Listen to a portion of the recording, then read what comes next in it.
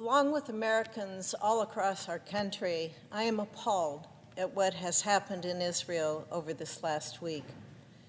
It's hard to watch the brutality of Hamas's attack on Israel. It's hard to believe that the terror Hamas perpetrated is something human beings are capable of doing. Last week, Hamas militants stormed the Israel-Gaza border in a despicable, deadly attack against Israeli civilians, men and women, children and the elderly, Israelis and foreigners, Americans. Hamas killed person after person with no regard for human dignity. The militants seized and kidnapped almost 200 hostages, including many of our own American citizens. When civilians in small Israeli towns came out of hiding, sheltering for their lives and praying they would be spared, they came out to find corpses in their streets, doors riddled with bullet holes, the ground stained with human blood, houses burning and collapsing. They've told journalists the horror they felt when they stepped out into the wreckage and were met with the smell of decaying flesh.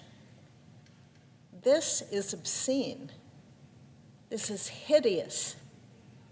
We can and should all agree on that. Secretary of State Blinken, on his visit to Israel, said he saw images of a baby covered in bullet holes, soldiers who'd been beheaded, and people burned alive in their cars. He said, quote, "Images are worth 1,000 words. These images may be worth 1,000,000, end quote. How do we respond to such a tragedy?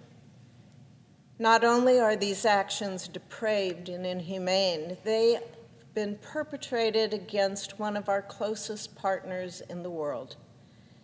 Hamas's goal in this attack, its goal in kidnapping babies and elderly women, was to shock Israel to the core, bring it to its knees, so that vicious terrorist groups could get the upper hand.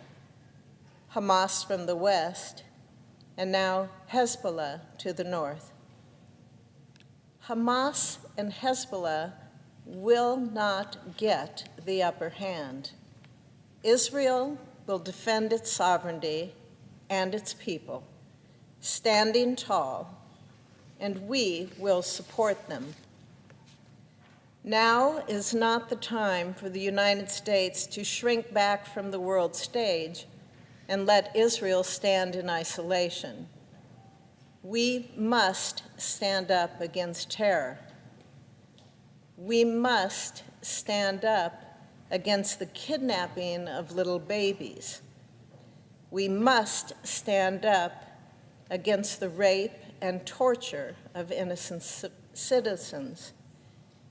We must stand up against those who would grasp at political power by committing war crimes. If we can't stand up against this, what can we stand against? And in response to this terror, we must stand with Israel. In response to a brutal attack on its sovereign territory, we must stand with Israel. In response to the heinous massacre of its citizens, we must stand with Israel. Israel has the right and the responsibility to defend itself against this unconscionable aggression. We must provide its government with the support it needs to defend its territory and its citizenry. We must take steps that allow Israel to regain its footing and make the difficult decisions it needs to make as a sovereign nation. The United States and Israel are bound by shared values and strategic interests, and we are now further bound by shared tragedy. Hamas has American blood on its hands after this attack. Some of our own citizens are being held hostage underground in Gaza. We must act to show terrorist groups and their close friend Iran that we will not abide the slaughter and kidnapping of Americans. As a member of the Senate Armed Services Committee and the Senate Appropriations Committee, I am working with my colleagues and the administration to ensure that the United States is able to provide Israel with the support and the resources it needs to eliminate this threat. Our allies and partners, as well as our adversaries, are closely watching how our country will respond to Hamas's loathsome attack. Our actions, they should encourage allies and partners to follow suit in supporting Israel and denouncing this terrorism. And our actions must deter our adversaries from taking advantage of the volatility in the Middle East and to further destabilize that region. Our focus in the region must turn to one adversary in particular, Iran. The Iranian regime bankrolls terrorist activity throughout the Middle East. Iran has provided Hamas with the weapons it used against Israel. The regime directly supports Hezbollah, the group that Israel is now facing from across its border with Lebanon. For the time I have served in the Senate, I've supported efforts to curb Iran's incessant attempts to sow chaos in the Middle East. And today, those attempts are coming to a head.